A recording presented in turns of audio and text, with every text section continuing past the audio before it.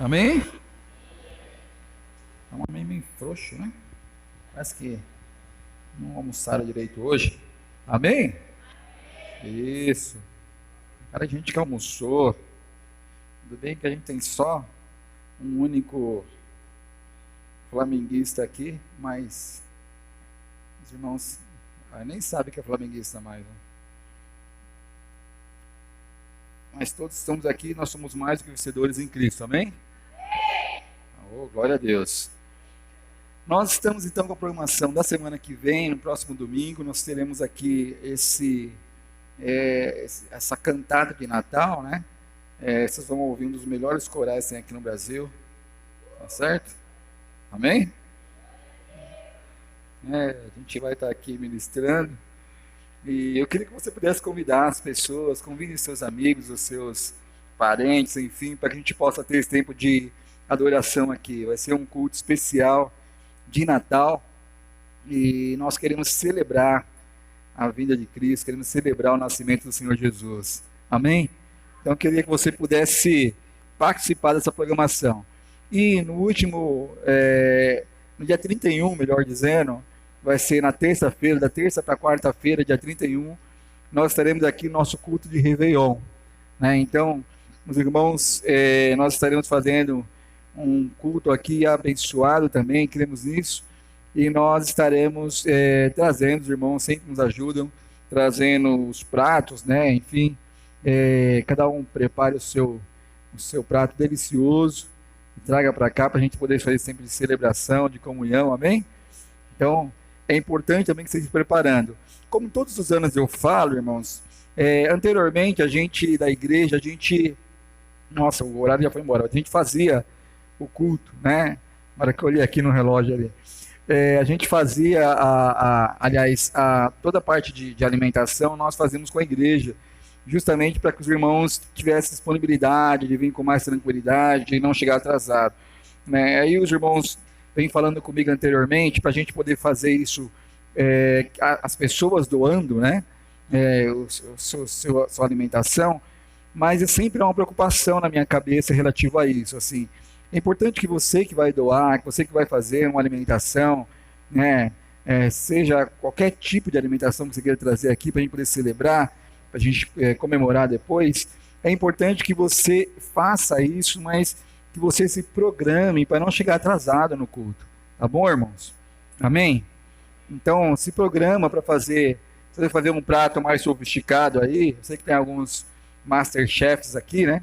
Então, se você vai fazer um prato mais sofisticado, faça no horário mais cedo possível, para que você possa estar aqui às 10 horas para a celebração. Nós faremos o culto, como costumeiramente fazemos, às 10 horas. A nossa expectativa é que terminar por volta de 00h15, mais ou menos, quando a gente vai então parar para confraternizar, e aí vamos fazer a ceia, tá certo? Amém? Então venha preparado.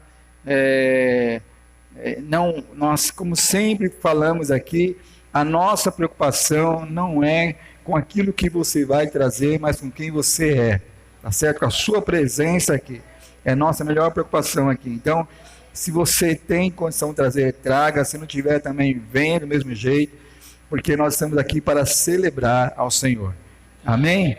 Então venha, participe desse momento, estaremos aqui. Vamos abrir então Ezequiel capítulo 37. É um texto bastante conhecido. A gente vai ler então o capítulo 37, no verso 1. Glória a Deus. Ezequiel 37, no verso 1. Estão ouvindo bem aí atrás, né? Dando para ouvir? Eu vou ficar sempre com esse microfone, porque o outro eu vou afastando, né? E aí quando pensa que não, ninguém está me ouvindo mais nada. Eu tenho a mania de chegar em alguns lugares e as pessoas ficarem olhando fortemente para mim. Eu falo, estou entendendo tudo. Não estou entendendo nada. Estou tentando entender alguma coisa.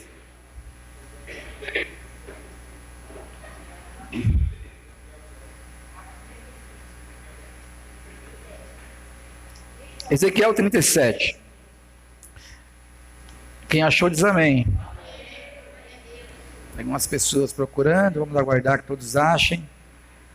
Depois a gente vai passar para a ministração.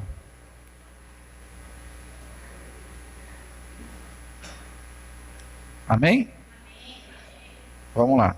Diz assim: a mão do Senhor estava sobre mim, e por seu espírito ele me levou a um vale cheio de ossos. Ele me levou de um lado para o outro, e pude ver que era enorme o número de ossos no vale, e que os ossos estavam muito secos. Ele me perguntou: filho do homem, esses ossos poderão tornar a viver? Eu respondi: o Senhor, ó soberano Senhor, só tu o sabes. Então ele me disse: profetiza esses ossos e diga-lhes: ossos secos, ouçam a palavra do Senhor. Assim diz o Senhor, assim diz o soberano, o Senhor, a esses ossos: farei um espírito entrar em vocês, e vocês terão vida. Porém tendões em vocês, e farei aparecer carnes sobre vocês, e os cobrirei com pele. Porém um espírito em vocês, e vocês terão vida. Então vocês saberão que eu sou o Senhor. No verso 7. E eu profetizei conforme a ordem recebida. Enquanto profetizava, houve um barulho, um som de chocalho, e os ossos se juntaram, osso com osso. Olhei, os ossos foram cobertos de tendões de carne, depois de pele, mas não havia espírito neles. A seguir ele me disse: profetize ao espírito, profetize, filho do homem, e diga-lhe: assim diz o soberano, o Senhor: venha desde os quatro ventos, ó espírito, e sopre dentro destes mortos para que vivam. Profetizei conforme a ordem recebida, e o espírito entrou neles. Eles receberam vida e se puseram em pé. Era um exército enorme. Então ele me disse: filho do homem, esses ossos são toda a nação de Israel.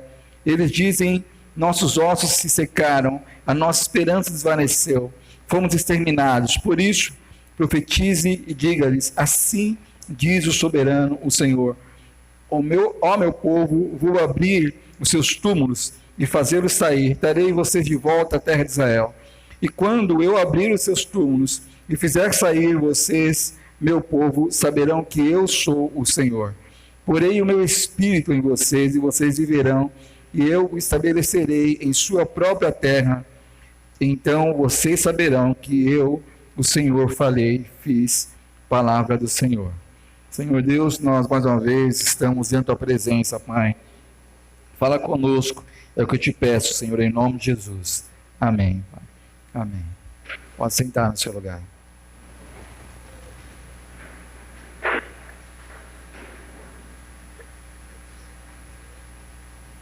Irmãos, nós estamos, às vezes, aquém de algumas situações. E eu queria pensar um pouquinho nesse texto mais uma vez e refletir um pouquinho do que esse texto tem a ver conosco.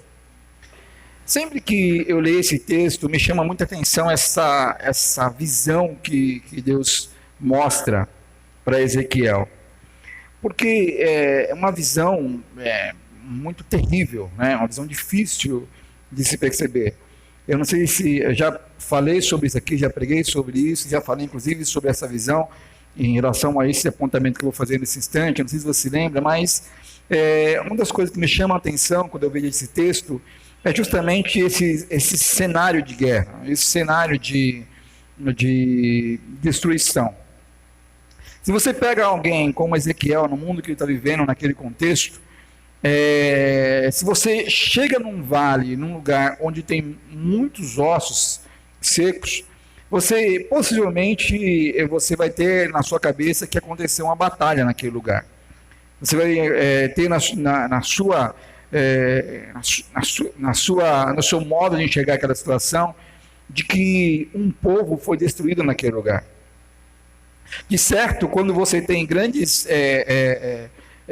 batalhas, como as pessoas vão morrendo ali no campo e acontece ação de grande batalha, os corpos que ficam, no certo sentido, eles denunciam, eles trazem a memória de um povo destruído. Então, se a gente puder chegar em algum lugar que a gente percebesse um vale como esse, a pergunta que nós nos faríamos é: o que aconteceu aqui? Né? Qual foi o povo que foi destruído aqui? Qual foi o povo que pereceu nessa batalha? Né? Qual foi o povo que foi destruído nessa batalha? Então, esse vale se torna a memória de um grande desastre. Esse vale se torna a memória de um povo que a sua história se conta a partir da destruição, que que este lugar conta da sua desgraça, que esse lugar conta da pior tragédia que poderia ter acontecido. Então, quando o Ezequiel é chamado a este lugar, o Ezequiel rapidamente, eu imagino que ele vai entendendo que situação que está posta ali.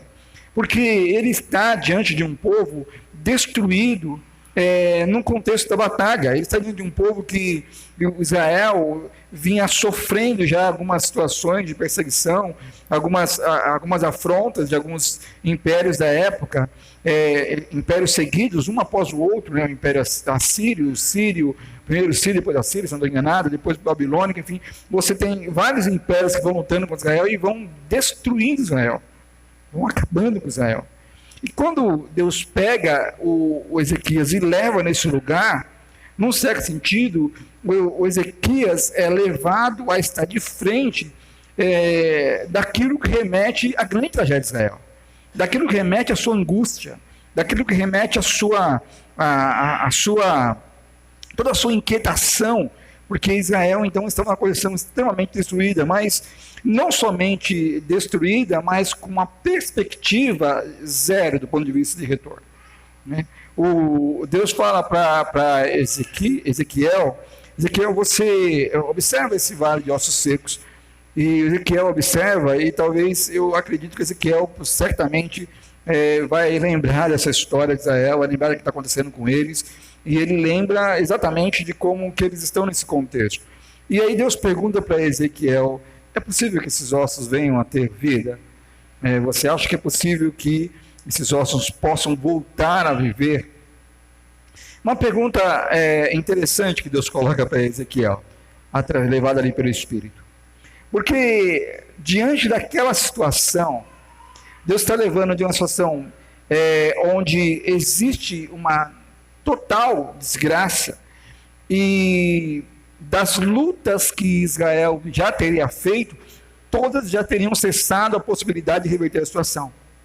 Então, se a gente observar na história de Israel, a gente vê reis que tentaram lutar, reis que tentaram juntar-se a outros reis próximos, reis que procurou ajuda no Egito, reis que tentou fazer negociação com o pessoal do império para poder ficar mais próximo deles. As tentativas diplomáticas, as tentativas que existiam até então, todas as grandes tentativas, desde o confronto direto até a aliança, haveriam acontecido, e a gente percebia que seria um caminho sem volta. E aí chega uma situação de total desgraça, como a gente observa, e aí Deus pergunta para eles: tem mais algo que fazer? É possível fazer mais algo? E aí eu queria pensar um pouquinho, trazendo sobre nós aquilo que nós passamos muitas vezes. Porque às vezes nós vamos passando por situações, nós vamos passando por dificuldades, onde nós vamos pegando coisas, fazendo coisas, nós vamos tomando decisões, e aquilo não vai acontecendo de acordo com o que nossa expectativa, ao ponto de que às vezes nós efetivamente desistimos daquilo, e às vezes Deus nos chama diante daquilo que nós desistimos e pergunta: há alguma coisa para fazer sobre isso? Há alguma possibilidade que você possa ver diante da reversão daquilo que você tem? E aí cabe a nós então responder essa pergunta para Deus.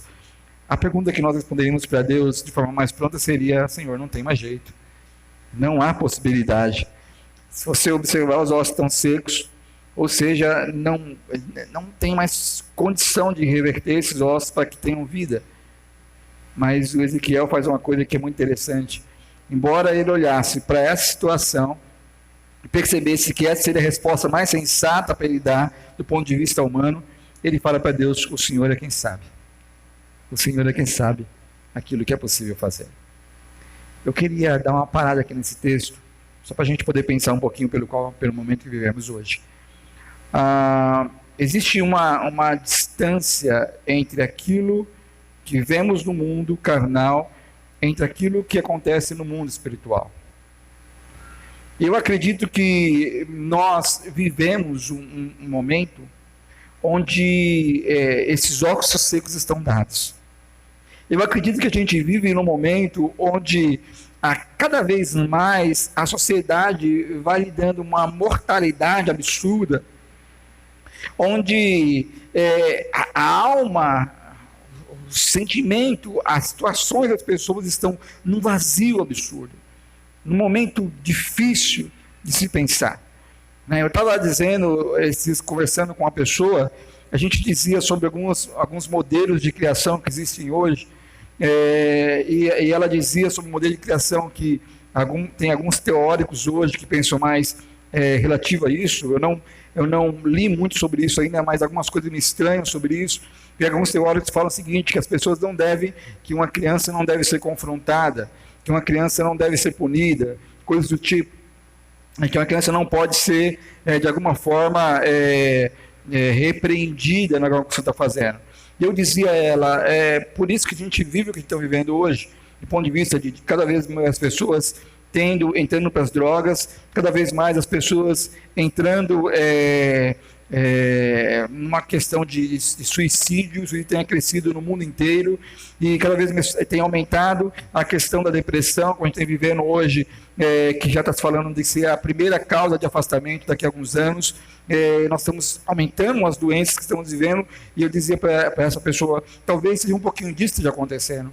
As pessoas que estão vivendo hoje, sobretudo as crianças que estão crescendo hoje, já não podem mais ser confrontadas, se colocam como elas têm que se definir sobre tudo, e muitas vezes as pessoas não aprendem a lidar com a frustração, não aprendem a lidar com os nãos da vida, não aprendem a lidar com os sofrimentos da vida, e quando de fato a vida lhes impõe sofrimento, lhes impõe algum tipo de frustração, lhes impõe a aridez que está posta no próprio, na própria situação de viver, porque o viver em alguns momentos nos traz situações áridas. Essas pessoas não têm resistência para aguentar a situação, e aí que a gente vê tantos jovens hoje se suicidando, a gente vê tantos jovens hoje doentes, tantas pessoas hoje doentes, porque nós vivemos de fato, eu acredito, vales de ossos secos, vales onde não existe esperança, vales onde as pessoas olham para a sua perspectiva e não conseguem perceber a esperança. E talvez Deus nos queira que nós, enquanto igreja, nós precisamos nos permitir que o Espírito nos leve a esse lugar e perceba o vazio que está posto.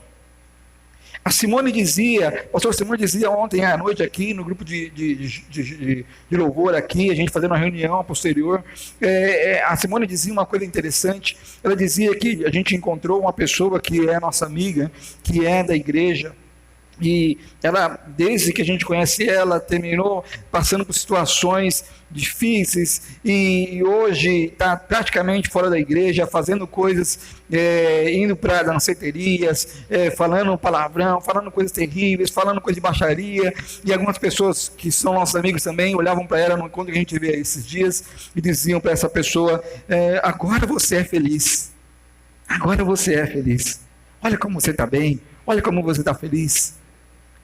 Certamente, alimentando a carne, alimentando as coisas que a carne pode lhe dar, do ponto de vista externo possa haver uma felicidade, mas do ponto de vista da relação com Deus, do ponto de vista da importância, da sua essência, está distante. E a gente veio, a gente comentava depois, como essa pessoa se vê vazia, quando as coisas que coloca são fúteis, quantos valores que coloca são fúteis, o seu modo de enxergar as questões de felicidade são fúteis, porque os homens, a população, as pessoas que são de Deus se perdem nas suas futilidades, se perdem nas coisas que são mínimas, que são coisas que não se sustentam, e se veem muitas vezes numa alegria passageira, e mais quando olham no espelho estão vazias por dentro, estão vazias.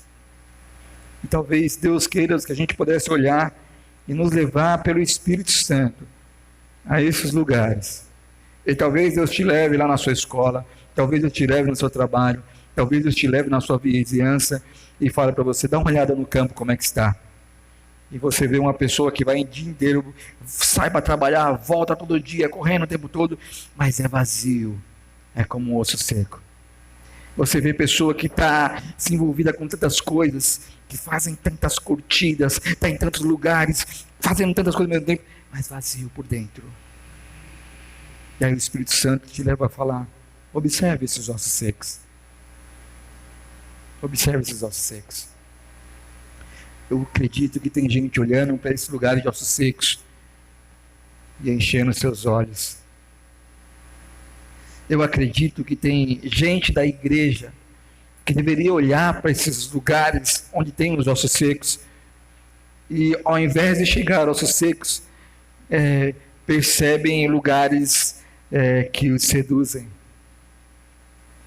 porque não são tomados pelo Espírito Santo, porque não são tomados por aquilo que Deus quer que eles vejam, e a sua visão é distorcida, o seu modo de perceber as coisas são distorcidos. Mas se o Espírito Santo os levar, se permitirem serem levados pelo Espírito Santo, quando você olhar para essas pessoas, você vai olhar para a gente que precisa de receber a profecia do Senhor, esse que precisa de um profeta de Deus, de uma profeta de Deus, que traga sobre eles a vida eterna, que traga sobre eles a restauração do Espírito Santo. Está entendendo isso, irmãos? Quando Deus te leva a alguns lugares, quando Deus te leva a lugares que talvez você esteja vendo grandes coisas acontecendo, um grande movimento acontecendo, talvez Deus te leve nesses lugares, para que você enxergue não aquilo que a sua carne tem vontade de fazer, mas aquilo que o Espírito pode mostrar.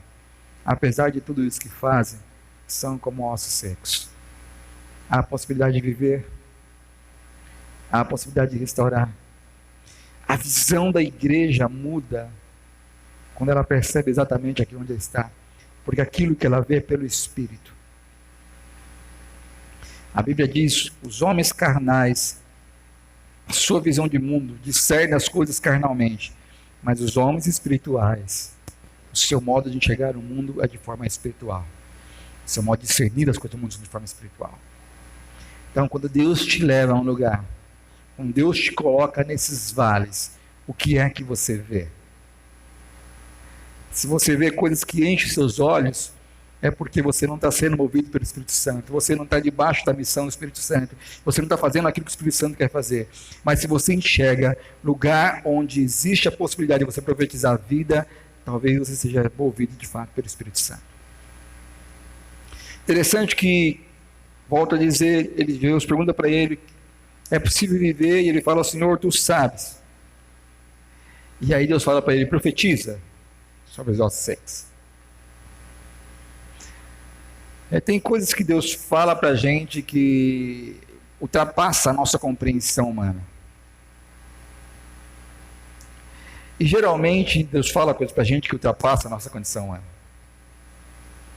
Deus, ele fala coisas que, do ponto de vista da constituição da realidade, nós não vemos a possibilidade. Porque se você imagina, você chegar na situação, logicamente que ali é uma questão de uma visão espiritual, mas naquela visão, a consciência sendo posto ali, você imagina alguém chegar no meio de vale de ossos secos, no meio de um lugar como se fosse um grande cemitério a céu aberto, e começar a falar com esses ossos, e começar a profetizar vida a esses ossos.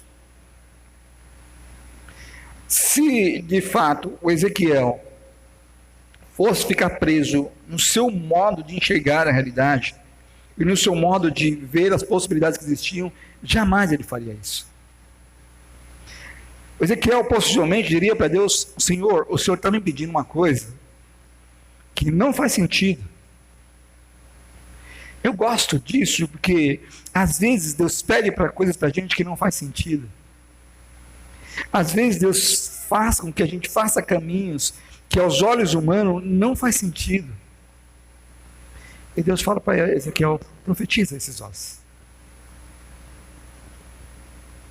Será que Deus já te mandou ir adiante diante de uma coisa que você não vê perspectiva? Será que Deus já tocou no seu coração para você reverter uma situação que você não vê possibilidade? Deus falou para Ezequiel: profetiza sobre esses ossos. Você crê nisso? Você crê, irmão? Se Deus te mandar profetizar, você vai fazê-lo? Amém? Isso é movido por fé e não pela realidade. Inclusive, a Bíblia fala que a fé é a certeza daquilo que não podemos ver. Não podemos ver. Não podemos conceber. E Ezequiel, então, profetiza sobre os ossos. Mas aí acontece uma coisa interessante. Porque quando Ezequiel profetiza sobre os ossos, já aconteceu uma coisa sobrenatural. Uma coisa difícil de perceber. Quando Ezequiel começa a profetizar, começa a sair ossos de todos os lugares. E você imagina os ossos se batendo ali naquele lugar. Tem gente que nessa visão já estava fora. Sim ou não? Fala a verdade, irmão. Tem gente que numa visão como essa falou, estou fora. Estou fora. Eu estava dizendo com uma profissional que trabalha comigo lá no consultório de Santo Amaro, ela dizia assim, essa casa é assombrada. Ela dizia para mim, você sai daqui à noite, não sei quando você consegue sair daqui à noite, cheio de espelho, toda casa feia, que é toda de madeira, né? Bonita a casa, mas toda de madeira, parece aquela casa bem antiga. Imagina você estar num lugar como esse e os ossos começarem a bater um no outro. Uma coisa sobrenatural, mais difícil de se ver. Não é? Ou você acha que é legal ver um monte de ossos batendo no outro? Aí o Ezequiel vai percebendo como que a mudança vai acontecendo. Os ossos vão se juntando. O inexplicável começa a acontecer. Os ossos vão se juntando, vai criando nervos, carnes, que as pessoas vão ficando como se fosse uma espécie de um grande exército, de fato era um grande exército, de pé.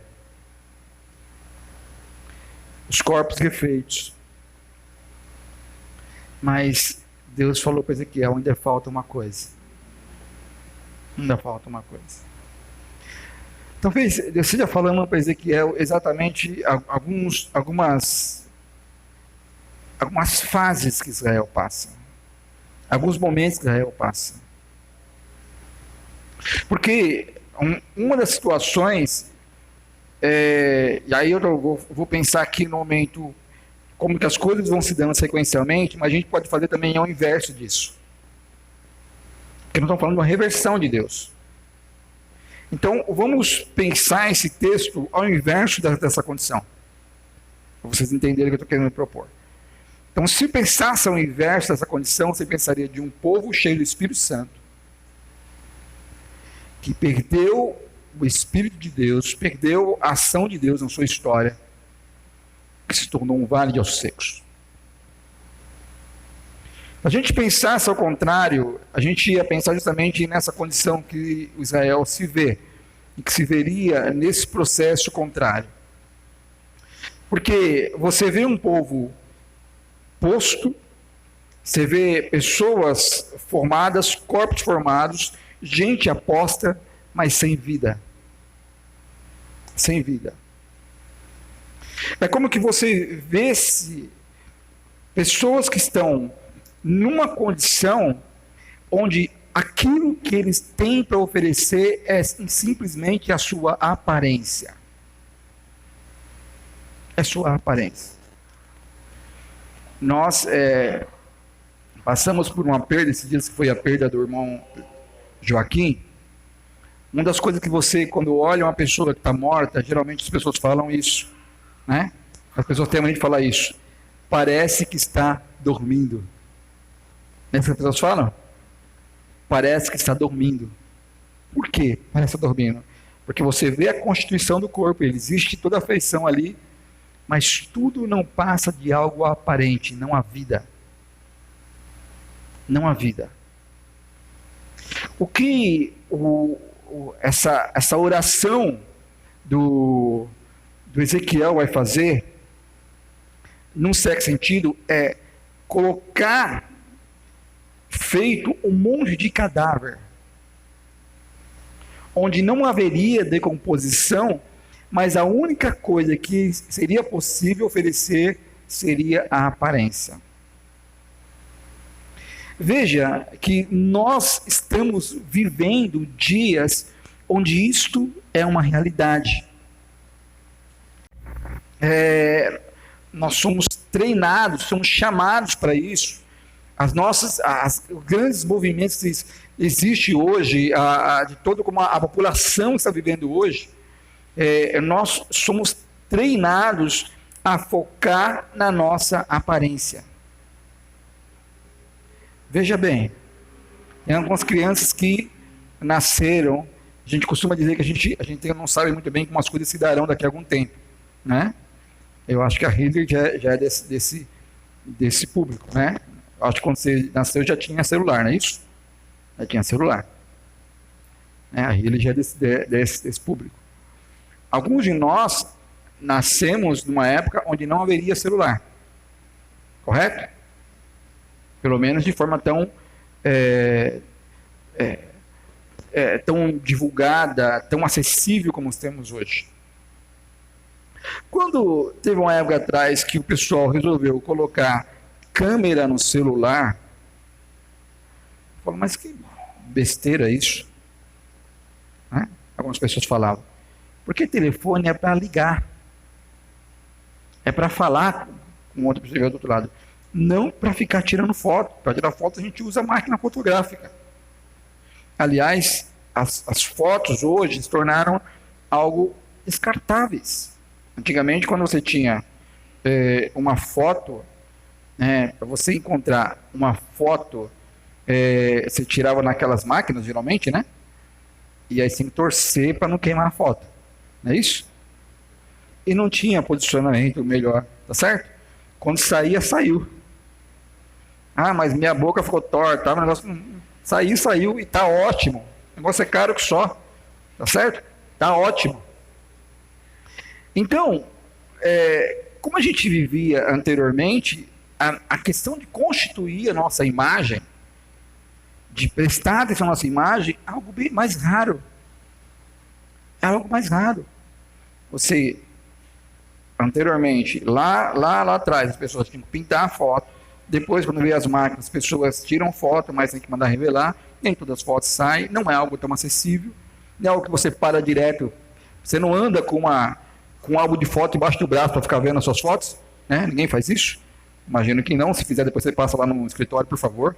Né? Mas ninguém anda com um negócio embaixo do braço. E aí a gente vem vendo uma transformação dessa situação. Quando a gente celular, então, como eu falei agora há pouco, o celular, quando começou a colocar fotos, alguém falava assim, nossa, muito absurdo isso, não sei para que ter celular para tirar foto. A gente preferia celulares que não tiravam fotos. Porque a gente falava, não faz sentido ter um celular para tirar fotos. Até que então colocaram a câmera na frente, não é isso? A gente poder se ver. Não é isso? As fotos se tornaram fotos descartáveis.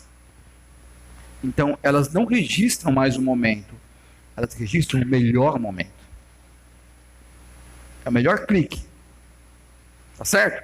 Se você tira uma foto e você não ficou bem, né, você pede para apagar. Tá certo? O problema é que você tem mais de uma pessoa na mesma foto. Que um ficou muito bem, outro ficou ruim.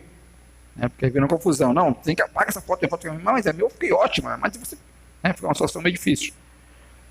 Do outro modo, a gente observa então que a gente foi aprendendo a cultuar a nossa imagem e a cultuar os nossos melhores momentos.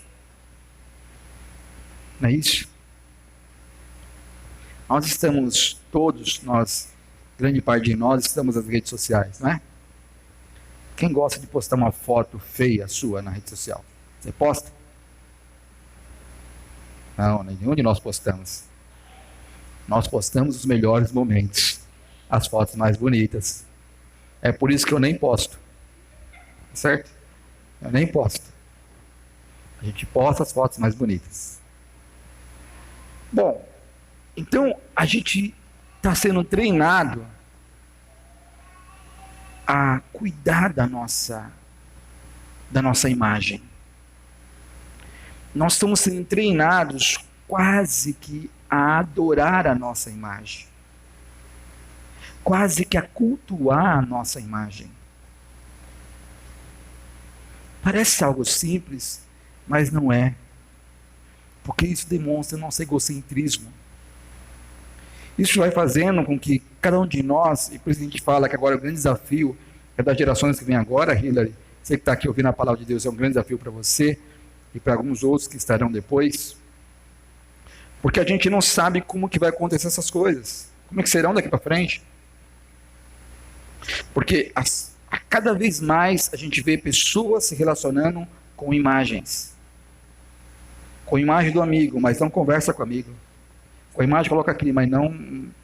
Está sempre se relacionando com imagens. Tudo virtual. E nós somos efetivamente um povo da imagem. O que aconteceu naquele contexto ali, num certo sentido, Deus está falando para Ezequiel: Ezequiel, o que você vê agora? Senhor, eu vejo pessoas reconstituídas, corpos reconstituídos, mas ainda não tem vida. Ainda não tem vida. Deus está falando, e por isso eu falei do momento inverso. Se fosse pensar no momento, Israel estava na glória, e quando Israel cai ao contrário. Porque tem os momentos que Israel passa exatamente por essa fase. Haveria possibilidade de Israel reverter a situação, já nessa fase, para não deixar chegar ao Vale dos Secos. Mas Israel não percebe uma coisa, que aquilo que ele mostra não passa de imagem, não tem profundidade, não tem vida. Nós temos hoje pessoas que estão no contexto da igreja, pessoas que se apresentam como cristãos, mas tão descartáveis com a imagem que se coloca, que é tão descartável cada papel que ele faz em determinado momento. É tão descartável a imagem que ele joga fora na lixeira, que é tão descartável o modo de ele se apresentar em cada circunstância. Ele vai para um lugar, na escola, se apresenta de um jeito, vai no trabalho, se apresenta de outro, vai na igreja, se apresenta de outro, e ele vive de imagens. Não há profundidade, não há constância no seu modo de ser. Ele não demonstra quem efetivamente ele é, porque se torna uma pessoa fútil no seu modo de pensar, no seu modo de agir. Faz exatamente aquilo que está posto lá em Eclesiastes. Tudo não passa de nada, tudo é vão, tudo é desprezível. Tudo aquilo que ele faz é desprezível porque não tem constância, não tem profundidade naquilo que ele mostra. E tudo que ele mostra é imagem. Tudo que ele mostra é imagem. Israel estava assim, e eu acredito que muito da igreja hoje está assim. Gente que se coloca na condição de cristão, que se coloca na condição X, mas quando você vai observar a sua vida, quando você vai observar as coisas que pensa, as coisas como que age, quando você vai observar um pouco, de forma um pouco mais profunda, você observa que não tem nada de Cristo. Não tem nada de Deus. O seu modo de existir não passa de uma imagem. Tudo que ele coloca é imagem. Quando você vai ver se tem profundidade no seu modo de enxergar a palavra, de conhecer a palavra, de ter relacionamento com Deus, de ter profundidade com Deus, de ter efetivamente o entendimento de quem é Deus, de fazer a missão de Cristo. Quando você vai observar as coisas que vão dizer se essa pessoa está enraizada, está ligada à videira do Senhor Jesus, está ligada com a sua raiz na rocha. Quando você vai observar se essa pessoa tem profundidade, você observa que não há profundidade, porque tudo aquilo que ele fala, tudo aquilo que ele faz é para manter a sua imagem. Ele não entende aquilo que ele está dizendo. Ele não entende a profundidade do Evangelho. Ele não se nega em função do Evangelho. Tudo aquilo que ele faz não passa de externalizar a defender a sua imagem. Cuidar da sua imagem. Um povo que tem carne, mas é como se estivesse dormindo. O livro de 1 Coríntios, quando a gente fala aqui sobre a ceia do Senhor, Coríntios faz justamente isso. Ele fala, tem pessoas que não conseguem discernir o corpo do Senhor das coisas que são profanas. E fazendo isso, estão dormindo para Cristo. Estão dormindo. Porque não se permitem julgar-se a si mesmo, não se permitem se corrigir, não se perguntam sobre aquilo que estão fazendo, se Cristo está lhes aprovando. Eu quero que você entenda uma coisa: tudo que você faz na sua vida, as coisas mais simples às coisas mais complexas, se Cristo não os aprovar, não faça. Se você tiver certeza de que Deus não estará com você, não faça. Porque isso vai fazer com que o seu espírito seja dilacerado. E aí, muitas vezes, a condição é exatamente como estava aqui a condição de Israel. Existe aparência de vida, mas não tem vida. Não tem profundidade. Então, interessante, quando o Ezequiel profetiza, Deus fala para Ezequiel: profetiza sobre esses ossos. E assim acontece. Talvez Ezequiel, com alguns de nós faremos: já fiz muito, estou satisfeito. Cheguei aqui, tinha um monte de ossos secos, estou saindo com um monte de corpos, estou ótimo, já alcancei. Deus falou: profetiza novamente. Olha novamente. E profetiza novamente. E sopra sobre ele o Espírito Santo. Sopra sobre eles o Espírito de Deus. E Deus, então, quando começa a soprar o Espírito de Deus, quando o Espírito de Deus começa a vir sobre aqueles homens, sobre aquele exército, ele percebe de fato um exército posicionado, com vida, não só com aparência, mas com vida, posicionado. E ele fala assim: exatamente aquilo que eu quero fazer para Israel. É maravilhoso a gente ver isso de Deus, porque embora esse povo estivesse fazendo o caminho, fez o caminho reverso. Esse povo, como eu falei, tinha o Espírito de Deus, abriram mão para viver por aparência, para viver uma vida morta sem Deus, e chegaram à desgraça. E Deus está falando justamente ao contrário: eu vou trazer novamente a vida e vou soprar do meu Espírito Santo sobre vocês. Porque para aqueles que Deus tem a promessa, enquanto Deus não honra essa promessa, enquanto Deus não cumpre a sua promessa, Ele não permite que as coisas parem aonde estão. O vale de ossos secos não seria o final da história de Israel. Israel esperava, que a sua expectativa é que a nação haveria acabado, não haveria mais expectativa para Israel. Mas quando Deus escolhe um povo, quando Deus exprime sobre ele a sua promessa, Deus honra com a sua palavra. Deus honra com a sua palavra. E Deus falou: não para aqui. Se você crer, se você profetizar, eu posso reverter. Eu posso reverter. Não para aqui. Eu vou encher do meu Espírito Santo. E aonde não existia vida, vai ter vida. Porque aonde abundou o pecado, superabundou a graça. Aquele que estava na luz, nas trevas é chamado para a luz. E a vida. Glória a Deus. A vida. Nosso Deus é um Deus maravilhoso pelo seu poder de restauração.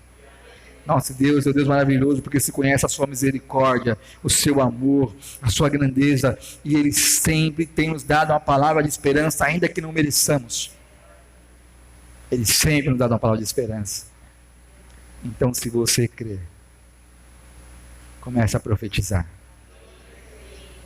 Se você quer, profetiza.